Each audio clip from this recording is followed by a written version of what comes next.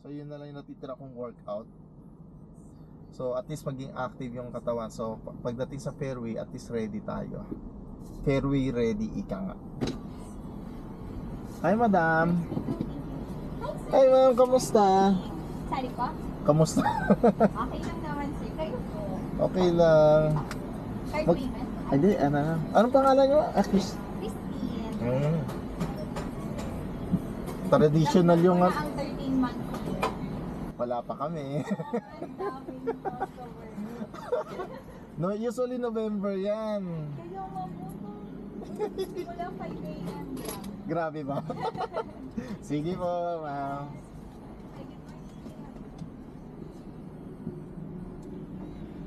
So, ang mga taga Southwood sa McDonald's, friendly ang mga yan. Hindi lang si pangalan ng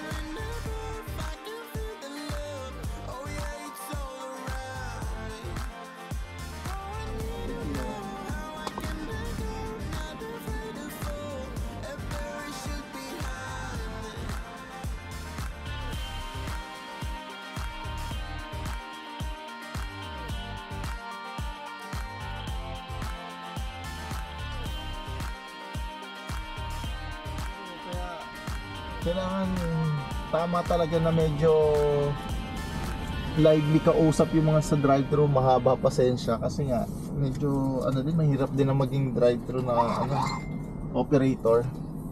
So kailangan talaga friendly ka, ma-PR ka.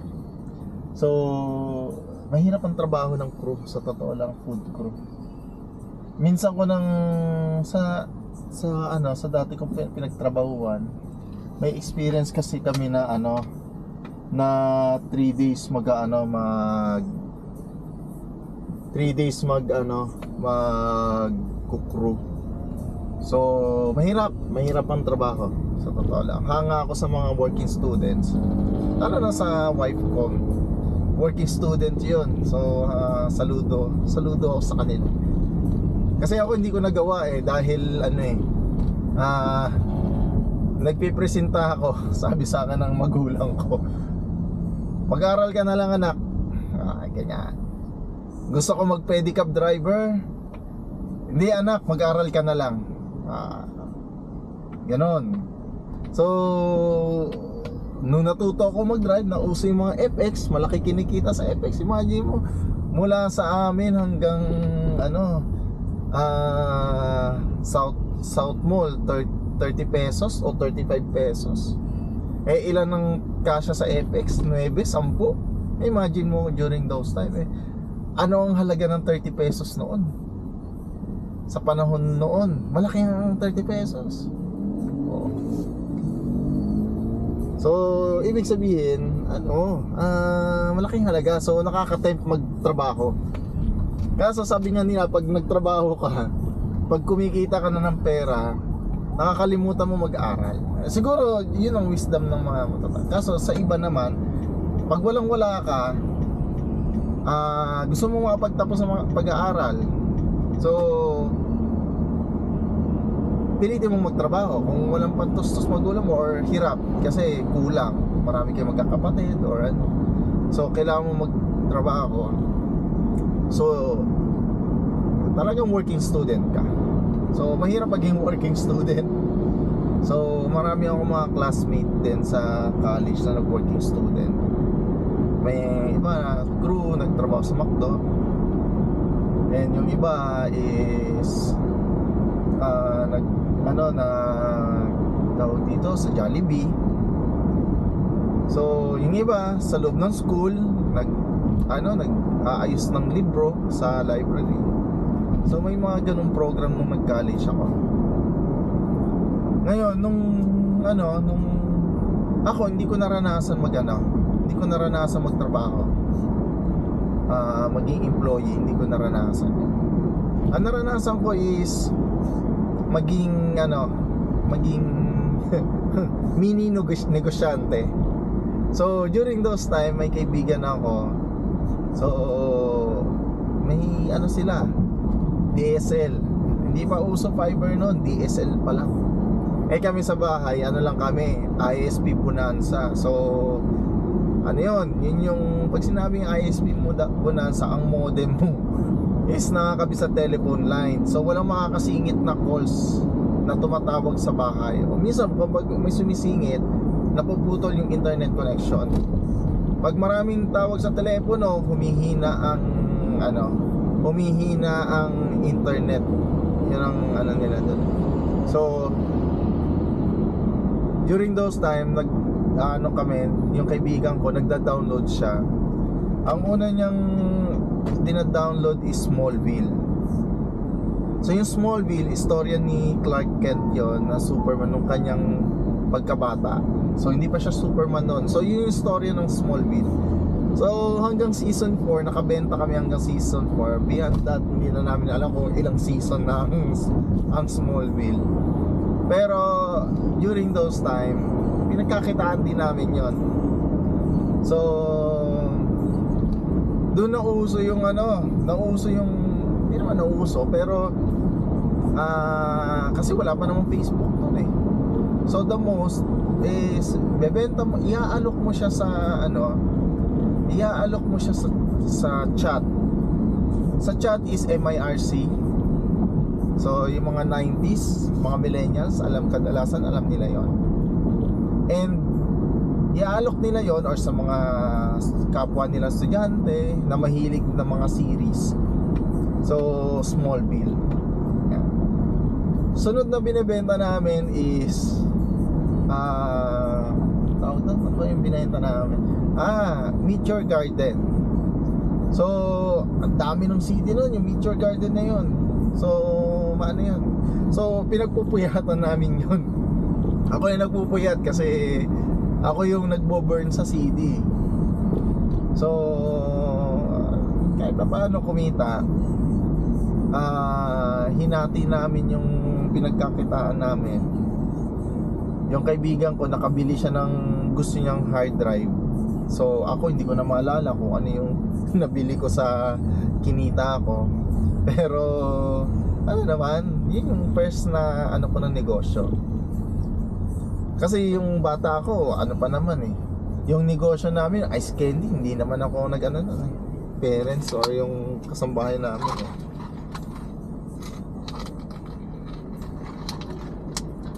So yun yung yun yung history. So pagbebenta ng CD,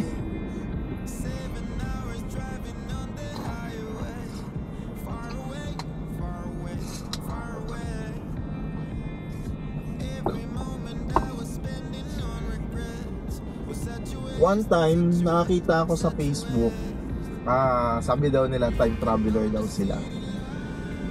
Pero hindi ko alam kung anong trip nila noon. Wala namang problema kung anong trip nila.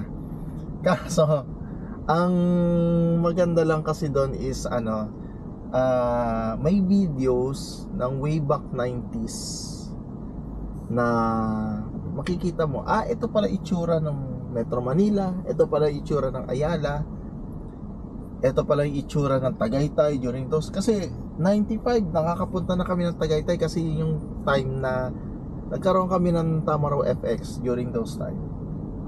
Na syempre may may private na sasakyan ka na. So pag may time na kunyari nandiyan si Papa Seaman.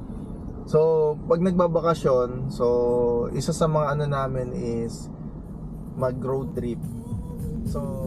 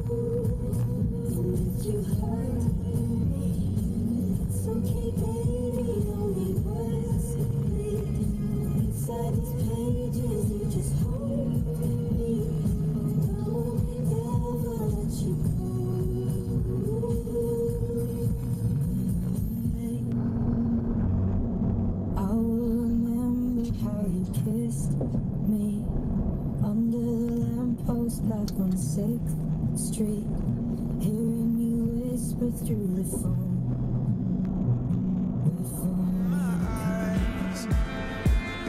Look up to the sky and I got this relief inside, and there's no need to hide. I'm going all the way up, I'm going all the way up,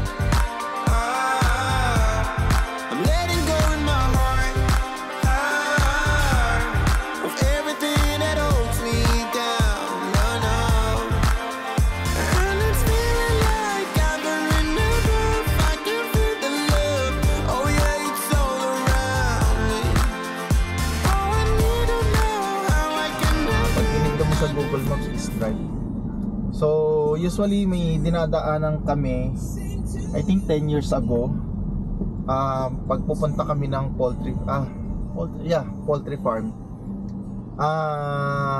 may dinadaanan kami from Silang, so paakyat Barangay Road yan, pataas papuntang Amadeo. Though yun, may mga towns, so actually hindi siya masyadong puntahan, pero later on natuklasan din eh. So kaso okay naman doon, kaso syempre may mga hams, may mga tricycle, may mga schools.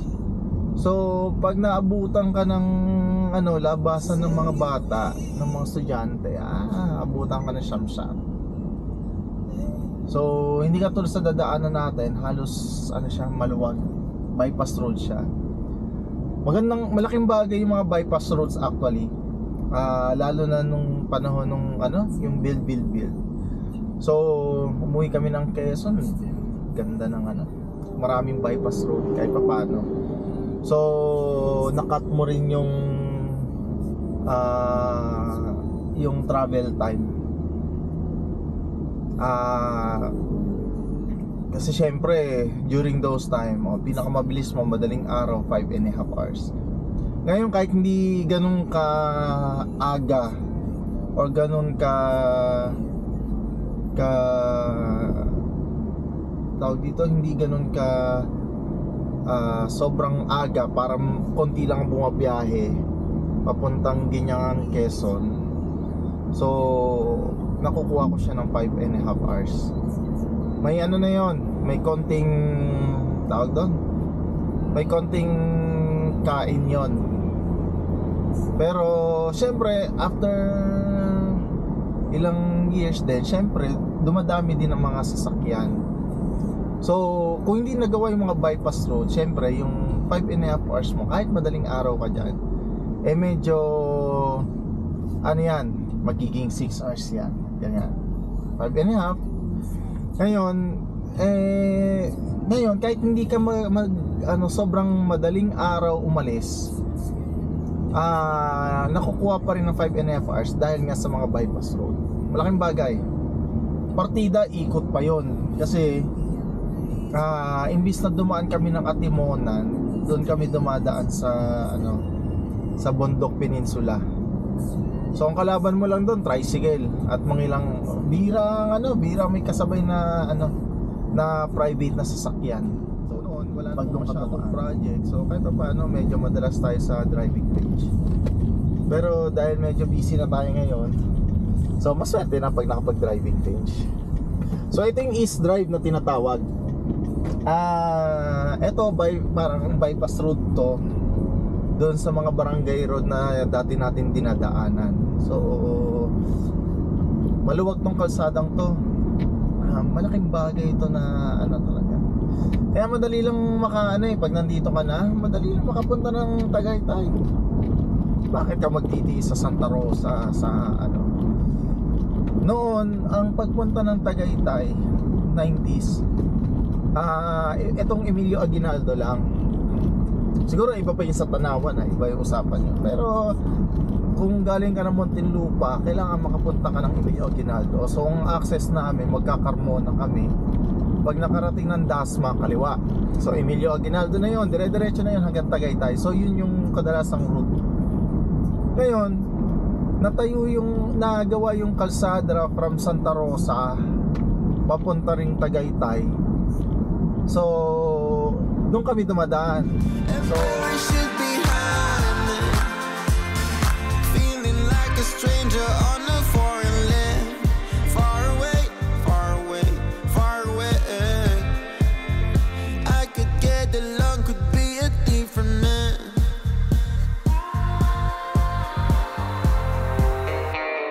Looking on the city lights, flashing bright in my eyes.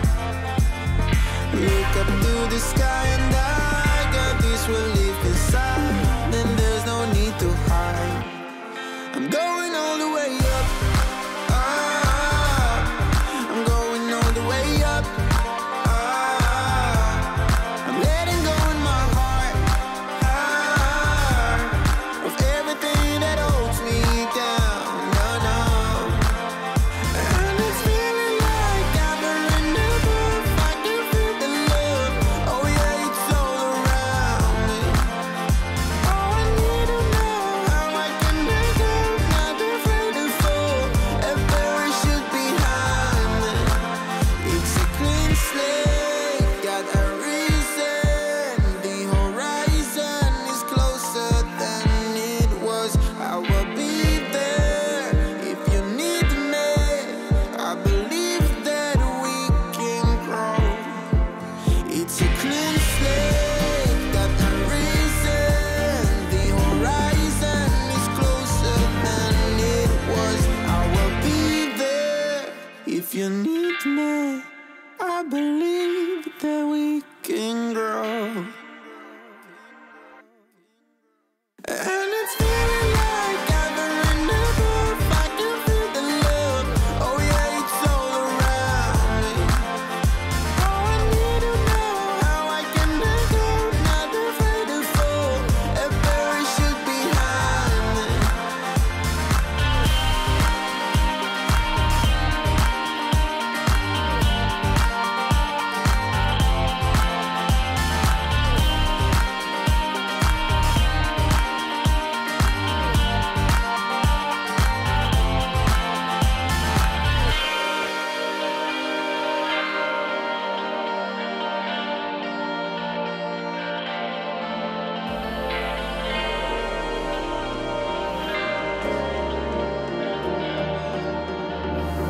Running through the last of my thoughts, standing on the edge of my charm. Everything I know will be gone in a minute, and that's alright. Running through the last of my thoughts, standing on the edge of my charm. Everything I know will be gone in a minute, and that's alright. Alright, 'cause I'm free. I'm freer than I've ever been before. Yeah, baby, I'm free. I'm freer than I've ever been before. Alright, 'cause I'm free. I'm freer than I've ever been before. Yeah, baby, I'm free. I'm freer than I've ever been before.